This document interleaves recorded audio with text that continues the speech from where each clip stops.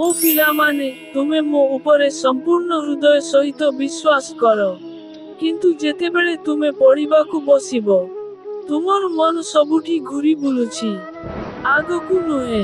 ଯେତେବେଳେ ତୁମେ ଶକ୍ତିଶାଳୀ ହେବାକୁ ଚେଷ୍ଟା କର, ତୁମେ ଏକା ଅନୁଭବ କରୁଛ। ଯେତେବେଳେ ତୁମେ ତୁମର ଚିନ୍ତାଧାରା ଶାନ୍ତ କରିବାକୁ ଚେଷ୍ଟା କର, ସେଗୁଡ଼ିକ କେବଳ ତୀବ୍ର ହୁଏ। ଏବଂ ଯେତେବେଳେ ତୁମେ ତୁମର ସର୍ବୋତ୍ତମ କରିବାକୁ ଚାହୁଁଛ, ତୁମେ ସବୁଠାରୁ ଖରାପକୁ ଭୟ କରିବା ଆରମ୍ଭ କର। ତୁମେ ଆଳସ୍ୟ ନୁହଁ କିମ୍ବା କୌଣସି ଜିନିଷର ଅଭାବ ନାହିଁ। ତୁମେ କେବଳ ମଣିଷ, ଏବଂ ମଣିଷ ହେବା ପରାଜୟ ନୁହେଁ। କିନ୍ତୁ ଏବେ ଧ୍ୟାନ ଦେଇ ଶୁଣ।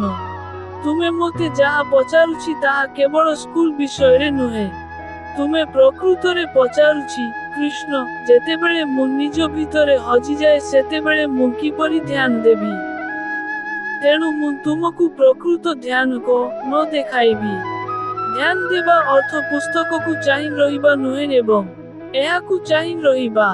ଧ୍ୟାନ ଦେବା ଅର୍ଥ ତୁମର ଆତ୍ମା ଉପରେ ଝୁଲି ରହିଥିବା କୁହୁଡ଼ିକୁ ସଫା କରିବା। ତୁମର ମନକୁ ଏକ ଦର୍ପଣ ଭାବରେ ଭାବ। ଯେତେବେଳେ ଭାବପ୍ରବଣ, ଯଦି ଧୂଳି, ବିଭ୍ରାନ୍ତି ଏବଂ ସନ୍ଦେହ ଲାଗି ରହେ, ତୁମେ ଯେତେ ଚେଷ୍ଟା କଲେ ମଧ୍ୟ ସବୁକିଛି ଅସ୍ପଷ୍ଟ ଦେଖାଯିବ। ତୁମକୁ ସେହି ଦର୍ପଣ ସହିତ ଲଢ଼ିବାକୁ ପଡ଼ିବ ନାହିଁ। କେବଳ ପ୍ରେମ ସହିତ ଏହାକୁ ସଫା କର। ପ୍ରେମ ଦୋଷ ନୁହେଁ। ତୁମେ ପଚାର କାହିଁକି ମୁଁ ବିଭ୍ରାନ୍ତି? କାରଣ ଦୁନିଆ ଖୋଲା।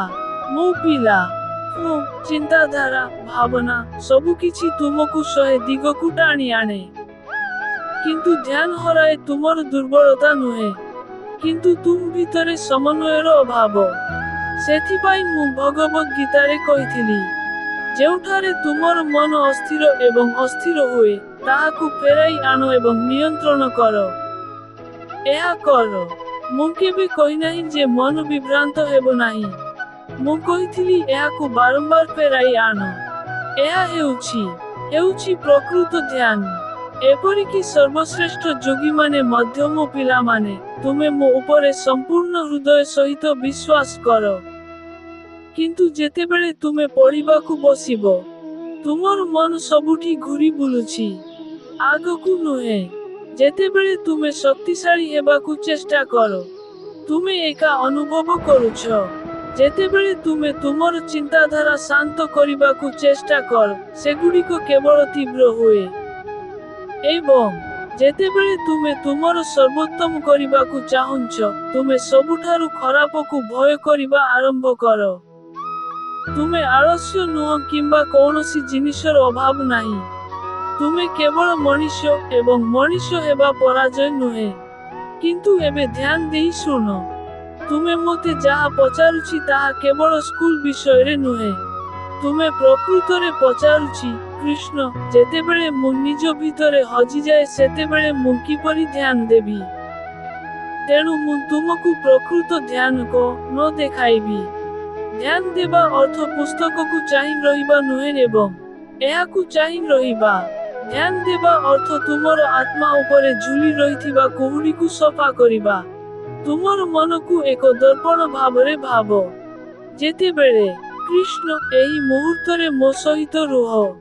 ମୋ ସହିତ କେବଳ 5 ମିନିଟ୍ ଧ୍ୟାନ କେନ୍ଦ୍ରିତ ଅଧ୍ୟୟନ। ଏହା ତୁମେ ଭୟ ଏବଂ ବିଭ୍ରାନ୍ତରେ ବିତାଇଥିବା ଘଣ୍ଟା ଅପେକ୍ଷା ଅଧିକ ମୂଲ୍ୟବାନ। ପରିମାଣ ନୁହେଁ, ଗୁଣାତ୍ମକ। ଏହା ତୁମର ଉତ୍ତର, ମୋ ପିଲା। ତୁମର ସଂଘର୍ଷ ତୁମର ପରାଜୟ ନୁହେଁ। ତୁମର ଅତ୍ୟଧିକ ଚିନ୍ତାଧାରା ତୁମକୁ ଏକାକୀ କରେ ନାହିଁ। ଏବଂ ଯେପର୍ଯ୍ୟନ୍ତ ତୁମର ହୃଦୟ ମୋତେ ମନେ ରଖେ, ତୁମେ ନିରାଶାଗ୍ରସ୍ତ ନୁହଁ। ତୁମର ଅଧ୍ୟୟନକୁ ତୁମର ଭକ୍ତି କର। ତୁମର ଧ୍ୟାନକୁ ପ୍ରେମ କର। ଏବଂ ଯେତେବେଳେ ତୁମର ମନ ବିଚଳିତ ହୁଏ, ମୋତେ ତୁମର ଲଙ୍ଗର କର। ତୁମେ ବିଫଳ ହେବ ନାହିଁ। କାରଣ ତୁମର ପତନ ମଧ୍ୟ ମୋ ହାତରେ ଧରାପଡ଼ିଛି।